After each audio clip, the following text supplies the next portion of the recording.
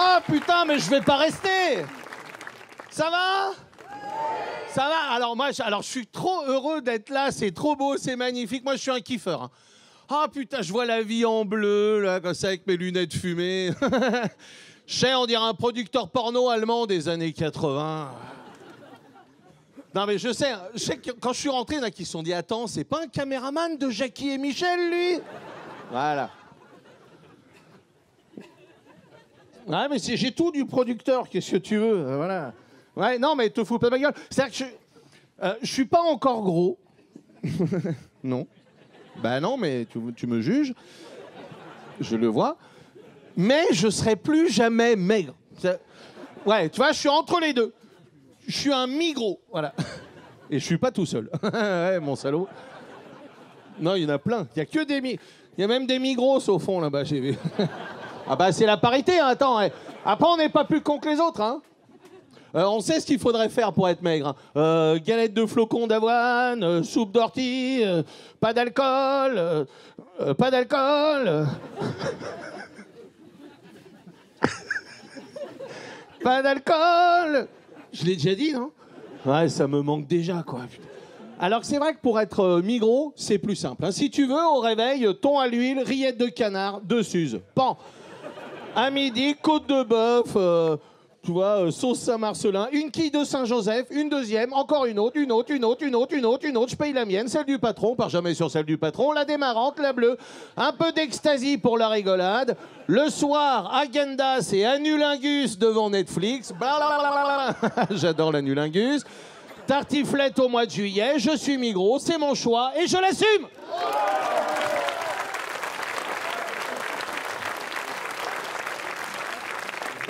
C'est beau, hein?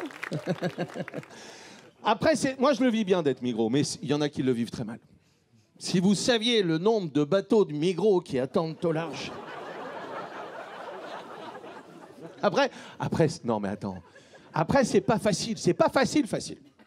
Pourquoi tout ce qui est bon au goût est mauvais pour la... Pourquoi les galettes, machin, ça...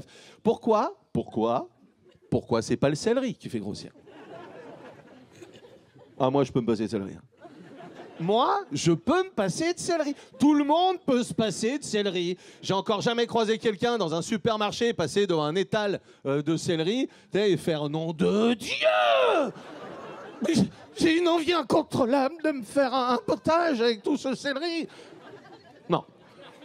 Que le Nutella, le pot de 3 kilos, 2,99 € à la caisse promotion, là, bagarre. Donne-moi ça la grosse. Blah. On va pas se mentir, il y a une chance sur une pour qu'elle soit grosse. Donc tu as... Oh, ça va. Donc toi, tu le mets dans le caddie, quoi, voilà. En plus, à côté, ils ont mis de la chantilly. Ah, les bâtards. Ils savent bosser, les mecs. Ça attire, la chantilly. Et puis, c'est rigolo. Parce qu'on a tous joué avec la chantilly, hein, les gamins, retenez bien. On a tous joué. Hein. Si, c'est con, mais...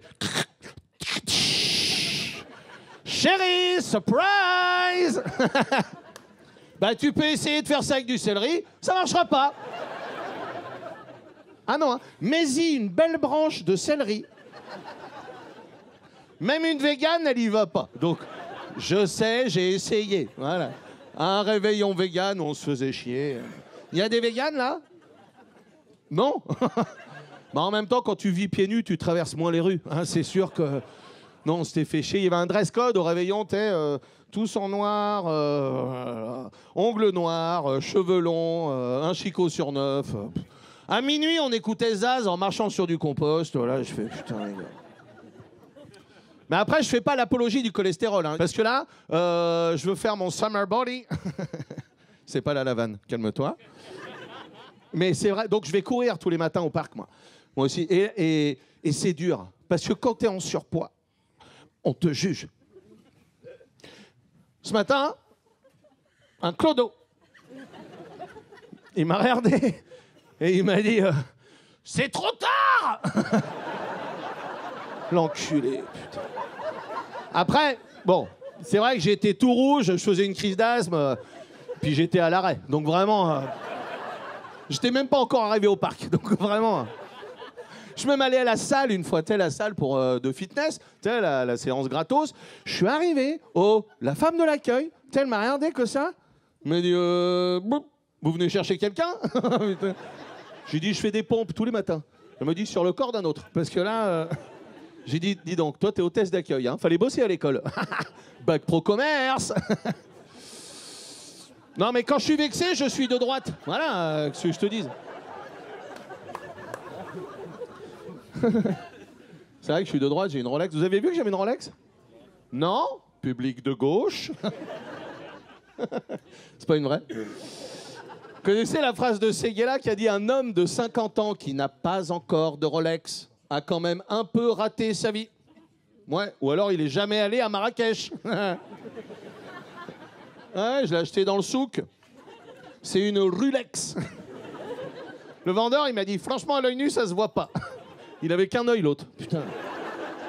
Mais c'est vrai que c'est très bien fait. Bon, là, il est midi 10. Tout le temps. C'est pour ça que je suis gros. Eh ouais, je suis là.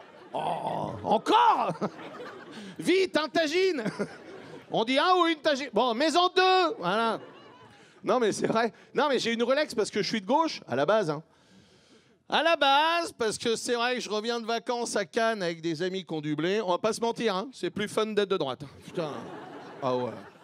À moi, tu me mets avec des pauvres, je suis de gauche. Tu me mets avec des riches, je suis un enculé. Là, Cannes, sable fin, champagne, glou glou glou, soirée blanche. Wouh! Ce que je me suis mis dans le pif. C'était samedi dernier, hein. Je suis sûr, là je me mouche, il y en a encore pour 500 balles. Donc vraiment... Non mais, je suis de gauche, si tu veux, mais pas en vacances. Pas en vacances. Quand t'es là, tu profites avec tes potes, voilà. Et là, t'as ton pote écolo, qui est écolo, il y a 5 minutes, il était cadre à la Défense, 4x4 diesel, il mettait directement des pailles dans le cul des poissons, enfin voilà. L'autre, maintenant, il est devenu l'ayatollah des véganes. Plus végane, tu vois. Il est tellement végane que quand il va mourir, tu ne le mets pas au cimetière, tu le mets au compost directement. Donc là, mon Stéphane, t'es là, t'es bien. Il sort des toilettes sèches avec son Sarwell commerce équitable.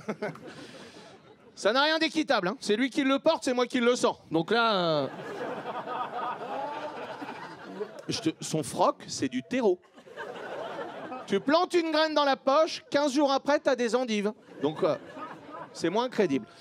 Et il te dit, écoutez, cet après-midi, pour l'empreinte carbone, on va aller faire du pédalo. Ta gueule! Ta gueule! Mais il est fou, lui. Il a appelé sa fille Pamplemousse. Je veux dire, à un moment donné... Ah non, tu sais, il est de gauche, mais il l'a mis dans une école privée. Parce que les écoles publiques, il y a beaucoup trop Elle va se faire racketter, Pamplemousse. Elle est HPI, elle est zèbre, Pamplemousse. Non! Elle est débile, Pamplemousse. Pardon. C'est le trou de balle d'un zèbre, à la limite. Moi, à mon époque, on l'aurait foutu en sec pas. Elle aurait coupé du bois pour en faire des tabourets pour des vieux séniles. Donc, non, mais c'est vrai, les écoles privées positives, je suis sûr que la moitié d'entre vous, vous les mettez dedans. À 10 ans, les gamins, ils savent tous faire du poney, il n'y en a aucun qui sait lire. Donc, à un moment donné... Bon. Hein, on redescend un peu avec ça. Bref, du pédalo. Alors que t'as ton pote Victor qui loue un yacht diesel. Qui te dit cet après-midi, on va aller faire du jet ski au milieu des dauphins. C'est pas bon pour la planète, mais il y a une après-midi qui est plus fun que l'autre. Voilà. C'est vrai, non? Ok. De toute façon, moi j'ai une technique, quand il y a une vanne qui marche pas, je la finis par voilà. Exemple de vanne qui marche pas. Ce matin, je me lève. Je croise une nana dans la rue. Putain, elle se retourne. C'était un mec. Voilà. C'est rien de se faire chier à écrire des textes, hein, je te le dis.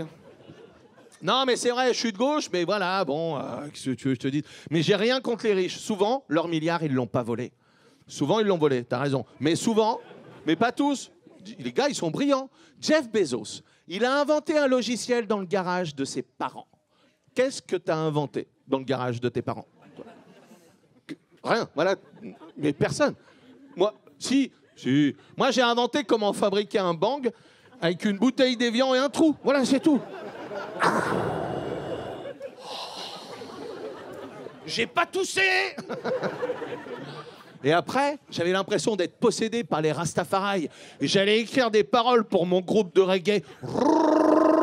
Tout le monde est fan de tout le monde est fan. Babylone, Babylone, Babylone, c'est sûr, ils nous censurent. Oh là là. J'ai jamais su qui c'était Babylone en plus. À mon avis, c'était mon père. Parce qu'à chaque fois qu'il déboulait dans le garage, on était là. Babylone, Babylone, Babylone, c'est le fire. Oh là là. Bah crois-moi, on n'a pas vendu un album. Hein. De toute façon, les blancs ne devraient pas faire du reggae, hein, je te le dis. Bref, j'ai rien contre les riches, souvent ils sont brillants. Warren Buffett, 106 milliards d'euros dans l'investissement. Vous connaissez Warren Buffett? Putain, bah il est bon. Moi, j'ai fait un investissement une fois, 10 000 euros dans la crypto-monnaie. Connerie. Ah, connerie. C'est un copain riche qui m'a dit non, mais viens dans la crypto. Bon, par contre, c'est un investissement. Imagine que ton argent, t'en as plus besoin. Effectivement. Faut plus en avoir besoin. Jamais. J'ai perdu 10 000 boules. Non, sérieux. Non, je suis de gauche. Pas pour la bouffe. Ah ouais. J'ai déjà mangé du bœuf de Kobe et du bœuf de Lidl. C'est pas pareil. Il y en a un qui est de gauche. Le bœuf de Kobe, il y en a qui en ont déjà mangé du bœuf de Kobe, c'est super bon, c'est vrai. Mais putain, c'est cher, mais le bœuf de Kobe, il vient du Japon. Le bœuf de Lidl, il vient de Lidl. D'un endroit où tu peux aussi acheter des tondeuses. Du fil barbelé, de l'huile de moteur, du parmesan, c'est tout au même endroit, ça peut pas avoir le même goût. Le bœuf de Kobe, c'est cher, mais toute sa vie, il dort sur un lit avec un matelas à mémoire de forme. Il écoute du jazz. On lui fait boire des grands crus. Tous les matins, on le fait jouir en lui susurrant des petits mots en japonais. Wagaziwa. Anatigasuki desu. Voilà, allez pas vérifier sur Internet si c'est vrai. Bon. Mais n'empêche que le bœuf de Kobe, quand il va à l'abattoir, il swing. Il est léger. Pop, top, pam, tam, pam, bye bye, guys.